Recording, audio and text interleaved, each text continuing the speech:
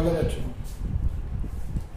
हम लोग आज हाई स्कूल में जो क्वाड्रेटिक इक्वेशन पढ़ रहे थे, उस क्वाड्रेटिक इक्वेशन में और कितने फॉर्मूले यूज होंगे इनको आज आगे देखेंगे। ठीक, और कल वाले वीडियो से हम लोग एक्सरसाइज स्टार्ट करेंगे। ठीक, फिर एक्सरसाइज वाइज भी फॉर्मूले पढ़ेंगे, पहले इतना देखेंगे हम लोग। ठीक है ना। कल हम लोगों ने कल के वाले वीडियो में बताया था आप सब लोगों को, जो पिछला वीडियो था हमारा, उसमें अपन लोगों ने बताया था कि जो क्वाड्रेटिक इक्वेशन यानी द्विघात समीकरण होती है उसके मूलों का योग यानी सम ऑफ रूट्स और प्रोडक्ट ऑफ रूट्स कैसे निकालते हैं, ये भी बताया था कि रूट्स क्या होते हैं। फिर उनका योगफल और गुणनफल यानी सम और प्रोडक्ट कैसे निकालते, कल ये बताया था। ठीक है ना। फिर आगे देखें आप लोग, अब जो हम लोगों को पढ़ना है वो मान लो हमने भी बताया था आप लोगों को कि द्विघात समीकरण का जो मानक रूप होता है, स्टैंडर्ड जो इसकी इक्वेशन होती है वो ax² प्लस का bx प्लस का c बराबर 0 होता है। ये द्विघात समीकरण का मानक रूप है। अब इसमें क्या क्या और निकालने को आएगा, एक आएगा विविक्त कर निकालो।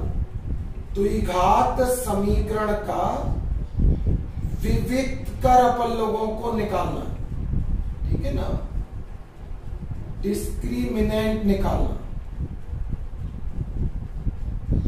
द्विघात समीकरण वो दिया होगा कोई एक समीकरण और वो कहेंगे कि इस समीकरण का विविक्त कर अपन लोग ज्ञात कीजिए। द्विघात समीकरण का क्या निकालना, विविक्त कर। तो कोई भी क्वाड्रेटिक इक्वेशन अगर अपन लोगों को दी होगी और वो कहेंगे कि उसका विविक्त कर यानी डिस्क्रिमिनेंट निकालो, तो सबसे पहले उस समीकरण की कंपैरिजन हम लोग इससे करेंगे। जो भी सवाल दिया होगा उसकी इससे क्या करेंगे, तुलना करेंगे, कंपेयर करेंगे। ठीक है। जब कंपेयर करोगे तो a का, b का और c का मान निकल आएगा। फिर विविक्त कर निकालने का ये फॉर्मूला होगा, d इक्वल टू फॉर्मूला विविक्त कर को d से प्रदर्शित करते और उसका फॉर्मूला होता है b² माइनस के 4ac। द्विघात समीकरण का हम लोगों को जो विविक्त कर निकालना है उसका फॉर्मूला होता है d इक्वल टू d से प्रदर्शित करते फॉर्मूला होता है b² माइनस 4ac। ये फॉर्मूला होता है। ठीक है ना। जैसे एग्जाम्पल के तौर पर उन्होंने कोई एक क्वेश्चन दे दिया, उन्होंने कहा 2x² माइनस के 6x प्लस का 8 इक्वल टू 0। ये एक क्वाड्रेटिक इक्वेशन दे रखी है। उन्होंने कहा इस क्वाड्रेटिक इक्वेशन का विविक्त कर निकालो। लैंग्वेज में ही लिखा रहता अधिकतर, डी निकालो ये नहीं लिखा रहता। लिखा होगा तो अच्छी बात है, वरना केवल ये लिखा रहता लैंग्वेज में कि इसका क्या निकालिए, विविक्त कर निकालिए, डिस्क्रिमिनेंट निकालो। तो सबसे पहला काम क्या होगा कि जो भी आप लोगों का क्वेश्चन दिया है 2x² माइनस के 6x प्लस का 8 इक्वल टू 0, ये क्वेश्चन दिया है। तो सबसे पहले हम लोग क्या करेंगे, इसकी कंपैरिजन करेंगे, तुलना करेंगे इससे। कैसे लिखेंगे, लिख देंगे समीकरण की तुलना इससे करने पर लिख लेंगे आप लोग कंपेयर विथ दिस। इससे अपन लोग जब इसकी कंपैरिजन करेंगे तो देखो x² के साथ में यहाँ a रहेगा, तो ऊपर x² के साथ में कितना लिखा 2, यहां पर x के साथ में क्या लिखा b, तो ऊपर x के साथ में क्या लिखा माइनस का 6 और यहां पर खाली लिखा हुआ है c, तो वहां पर खाली क्या लिखा है 8। तो यहां c की वैल्यू हो गई 8, b की वैल्यू हो गई -6 विद साइन लिखेंगे, a की वैल्यू 2 हो गई। अब अपन लोगों को विविक्त कर निकालना, तो फॉर्मूला क्या होता है d equal to b² minus के 4ac।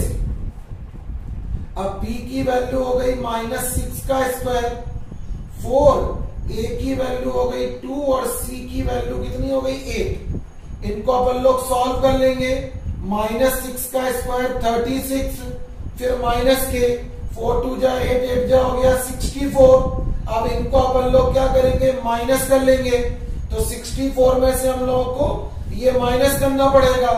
तो कितना आएगा 28, वो भी काय का आ गया माइनस का, तो डी की वैल्यू इतनी निकल गई, ठीक है ना, माइनस के 28। तो ये विविक्त कर निकल गया, डी का मान निकल गया। तो ऐसे वो कोई क्वेश्चन में पूछते हैं कि विविक्त कर निकालो, तो एक तो ये हो गया।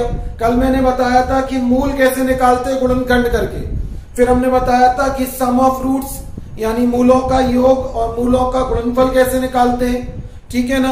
ये भी बताया था मूल दिया हो तो समीकरण कैसे बनाते। अभी हम लोगों ने देखा कि एक समीकरण दिया होगा तो उसका विविक्त कर हम लोग कैसे निकालेंगे, ठीक। अब क्या होता है, कभी कभार वो ये पूछते हैं कि समीकरण के मूल नहीं निकालो, वो बोलते हैं कि मूलों के क्या बताओ, लक्षण बताओ। समीकरण के मूलों के क्या बताना है, लक्षण बताना, ठीक है ना। यानी कैरेक्टर अपन लोगों को बताने हैं, ऑफ रूट्स बताने, मूलों के लक्षण बताने। कैरेक्टर और अपन लोगों को क्या बताने, रूट्स बताने, कैरेक्टर ऑफ रूट्स बताना है, यानी मूलों के लक्षण अपन लोगों को बताना। तो अगर अपन लोगों को कभी कभार मूल नहीं पूछते, मतलब ये नहीं पूछते कि पर्टिकुलर व्यक्ति कौन है, वो ये पूछते कि उसके अंदर गुण क्या क्या है ना। हर व्यक्ति के अंदर अलग अलग गुण होते हैं। ऐसे यहां वो ये नहीं पूछते कि मूल क्या है, वो ये पूछते हैं कि इन मूलों के लक्षण क्या है, इनके अंदर जो है उनके कैरेक्टर क्या क्या है, वो अपन लोगों को बताना पड़ता। अगर हमें समीकरण के मूलों के लक्षण भी निकालना है तो सबसे पहले हम लोग डी निकालते हैं। अगर समीकरण के मूलों के लक्षण अपन लोगों को निकालना है, कैरेक्टर निकालना है, तो सबसे पहले हम लोग क्या निकालते हैं, डी। जब डी निकल आएगा तो उसके आगे देखेंगे, अगर यदि पहले देखेंगे यदि डी की वैल्यू 0 से बड़ी आ जाए, हम लोग डी निकालेंगे। अगर लक्षण बताना है तो सबसे पहले क्या निकालेंगे, डी। और फिर वो ये देखेंगे क्या डी 0 से बड़ा है। 0 से बड़ा का मतलब प्लस में आ रहा हो तो 0 से बड़ा है। डी का मान निकाले, जैसे हमने यहां डी निकाला माइनस में आ गया तो 0 से छोटा है। अगर प्लस में आ जाता तो 0 से क्या कहलाता, बड़ा। तो हम लोग डी निकालेंगे, फिर देखेंगे कि यदि डी 0 से बड़ा है क्या। अगर डी का मान 0 से बड़ा है तो फिर लिख दोगे कि तो मूल, फिर हमें ये लैंग्वेज लिखनी पड़ेगी, मूल कैसे होंगे, वास्तविक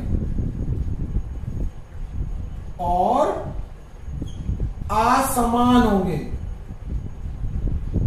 लिखेंगे हम लोग मूल कैसे होंगे, वास्तविक और असमान। जो डी की वैल्यू अगर ग्रेटर देन क्या आएगी, 0, तो लिखोगे then roots are real and unequal. जो रूट्स होंगे वो रियल होंगे यानी वास्तविक होंगे और असमान यानी अनइक्वल होंगे। अगर कब, जब डी का मान 0 से बड़ा आ जाए यानी प्लस में आ जाए। फिर दूसरा वाली प्रॉपर्टी क्या, दूसरा क्या होगा, मान लो डी का मान 0 के इक्वल ही आ गया तो फिर क्या होगा, तो लिखेंगे तो मूल जो है वो वास्तविक और समान होंगे। जो रूट्स होंगे वो वास्तविक होंगे और कैसे होंगे, समान होंगे, ठीक है ना।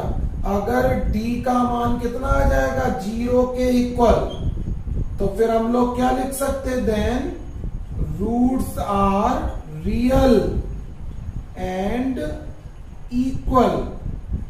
मूल वास्तविक और कैसे होंगे, समान होंगे। फिर तीसरा वाला, मान लो डी का मान 0 से छोटा आ गया, जैसे हमने एग्जाम्पल किया माइनस में आ गया तो 0 से छोटा है, तो लिख दोगे तो मूल, लिख दोगे काल्पनिक होंगे। इसी को अधिकल्पित भी बोलते हैं। मूल काल्पनिक होंगे। लिखोगे क्या, अगर डी की वैल्यू 0 से छोटी आ गई तो लिखोगे देन रूट्स आर इमेजिनरी मूल होंगे वो कैसे होंगे, काल्पनिक होंगे। वैसे तो ये तीन ही प्रॉपर्टी पढ़ना पर्याप्त है, लेकिन दो और होती हैं। क्या दो और होती हैं? अगर मान लो हम लोगों ने d की वैल्यू निकाली, यदि d एक पूर्ण वर्ग संख्या हो जाए, d का मान कैसा हो, पूर्ण वर्ग हो। पूर्ण वर्ग क्या होंगे, जैसे 4 आ जाए, 1 का वर्ग 1, 2 का वर्ग क्या होता है 4, तो 4 आ जाए, 9 आ जाए, 16 आ जाए, तो ये वर्ग है, किसी ना किसी के क्या होंगे, वर्ग। यदि d एक पूर्ण वर्ग संख्या हो तो हम लोग लिख सकते तो मूल परिमेय भी होंगे। मूल कैसे भी होंगे, परिमेय भी होंगे। If d is a perfect square,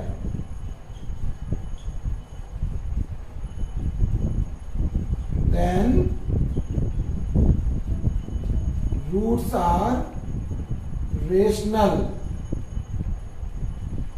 मूल कैसे होंगे, परिमेय होंगे। ठीक है ना, इतना भी लिख सकते। फिर फिफ्थ वाली प्रॉपर्टी क्या होती, अगर d एक, यहां पे लिख लो पूर्ण वर्ग संख्या की जगह पर पूर्ण वर्ग संख्या नहीं है,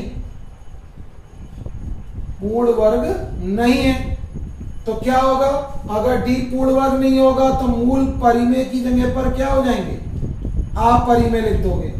यानी रूट्स अगर परफेक्ट स्क्वायर नहीं है, यानी नॉट अ परफेक्ट स्क्वायर, अब पूरी लैंग्वेज नहीं उतार रहे, अगर वो परफेक्ट स्क्वायर नहीं है तो लिख दोगे रूट्स कैसे होंगे, इरेशनल होंगे, यानी अपरिमेय होंगे। ठीक है ना, तो ये 5 प्रॉपर्टियां होती है, ऊपर 3 से काम चल सकता है। अब कैसे हो सकता है, मान लो तुमने d का मान निकाला और वो आ गया 16, तो 16 कैसी संख्या है, प्लस है, 16 आ गया मान लो प्लस है, तो प्लस के लिए क्या लिखोगे, 0 से बड़ा है, तो उसको क्या लिख दोगे, वास्तविक, और कैसे मूल हो गया, असमान। लेकिन ये जो 16 है वो काय का स्क्वायर भी है, 4 का स्क्वायर भी है, तो इतना लिख सकते हैं, मूल वास्तविक होंगे, ठीक है ना, असमान होंगे, और कैसे होंगे, परिमेय, क्योंकि वो परफेक्ट स्क्वायर है।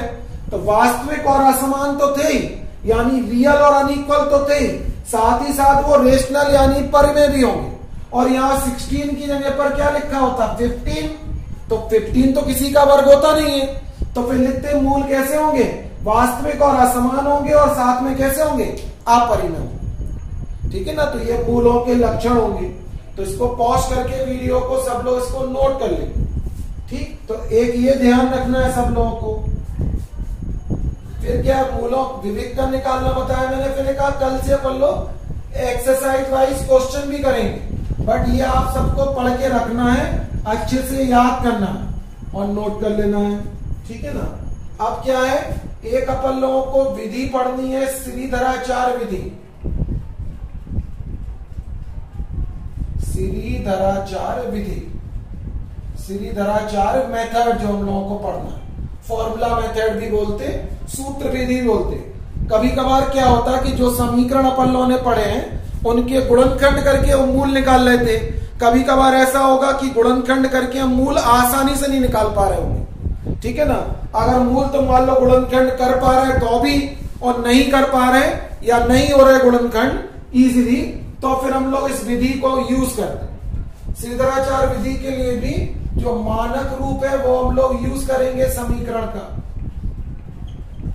ठीक है ना, और श्रीधराचार्य विधि क्या होती, इसमें इस फॉर्मूले का यूज करते हैं, x इक्वल टू होता है -b plus minus B square minus के 4ac और अपॉन में क्या हो गया 2। ठीक है ना, इस फॉर्मूले में वैल्यू लिख दोगे तो जो x का मान निकल आएगा वही उसके मूल होते। इसको यूज कब करते हैं, जब गुणनखंड नहीं हो रहे। जैसे हमने कह दिया 2x स्क्वायर प्लस के 14x और प्लस के 7 इक्वल टू में मान लो लिखा हुआ है 0। हम लोगों से उन्होंने कहा कि इसके हम लोगों को गुणनखंड करने हैं। ठीक है ना, 2x square 14x plus 7 equal to 0 के गुणनखंड करो।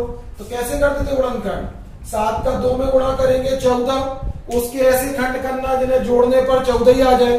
14 के ऐसे खंड जिन्हें जोड़ने पर 14 हो जाए, तो गुणनखंड नहीं हो रहे। ठीक है ना, अगर गुणनखंड नहीं हो रहे हैं तो फिर हम लोग इस विधि को यूज करेंगे। पहले क्या करेंगे, इसकी इससे कंपेयर करोगे, ax square bx plus C equal to 0 से इसकी कंपेरिजन कर लो। कंपेयर करोगे तो a की वैल्यू क्या आएगी 2, एक्स स्क्वायर के संग में a है, वहां 2 है, यहां पर x के साथ में b है तो इसमें कितना आएगा 14, यहां पर c है तो इसमें कितना लिखा है 7। एबीसी की वैल्यू निकल गई। फिर लिखोगे श्रीधराचार्य विधि से। फिर हम लोग क्वेश्चन तो करेंगे, तो फॉर्मूला समझाने के लिए अपनी तरफ से एक क्वेश्चन लिख के बता दिया, B square minus 4ac upon क्या होगा 2a, ये फॉर्मूला लिख दिया। अब इसमें हम लोग वैल्यू पुटअप कर रहे हैं, x की तो वैल्यू निकालनी है इक्वल टू माइनस का b की वैल्यू कितनी है 14, फिर प्लस माइनस अंडर रूट के अंदर, फिर लिखा है बी स्क्वायर यानी 14 का स्क्वायर, फिर 4ac a की वैल्यू 2, c की वैल्यू 7 और अपॉन में आएगा 2 इंटू a, तो x इक्वल टू हो गया माइनस का 14 प्लस माइनस अंडर रूट के अंदर 14 का स्क्वायर 196 हो जाएगा। ठीक है, और इसको अपन लोग गुणनखंड करेंगे तो 4 दूनी 8 सत्ते कितना हो गया 56 और नीचे कितना आएगा 4, तो x इक्वल टू माइनस के 14 प्लस माइनस अंडर रूट के अंदर, ये माइनस करोगे तो यहां बचेगा 140 और अपॉन में कितना हो गया 4। इसी को चाहो तो अपन लोग ऐसा लिख सकते, लिखना हो तो -14 प्लस माइनस, इसको हम लोग 4 इंटू कितना लिख सकते 35 अपॉन 4। ऐसा लिखने से क्या होगा, प्लस माइनस 4 का स्क्वायर रूट 2 बाहर आ जाएगा, ये 35 अपॉन में कितना हो गया 4। चाहो तो इसमें अपन लोग 2 कॉमन ले सकते हैं, तो आएगा माइनस के 7 प्लस माइनस 2 अंडर रूट 2 तो कॉमन ले लिया, 35 अपॉन में 4, तो 2 से 4 2 टाइम्स कैंसिल हो जाएगा, यही इसके मूल हो गए यानी आंसर हो गए।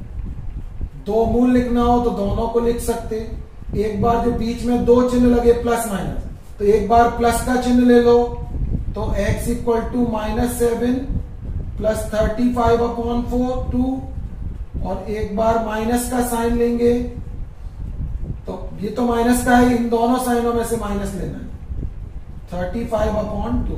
तो इस तरीके से हम लोग इस विधि को यूज करेंगे। ठीक है ना, तो इनको नोट करके रखें, अच्छे से पढ़ के रखें, फिर कल से हम लोग एक्सरसाइज वाइज क्वेश्चन करेंगे। ठीक है ना, थैंक यू फॉर वॉचिंग।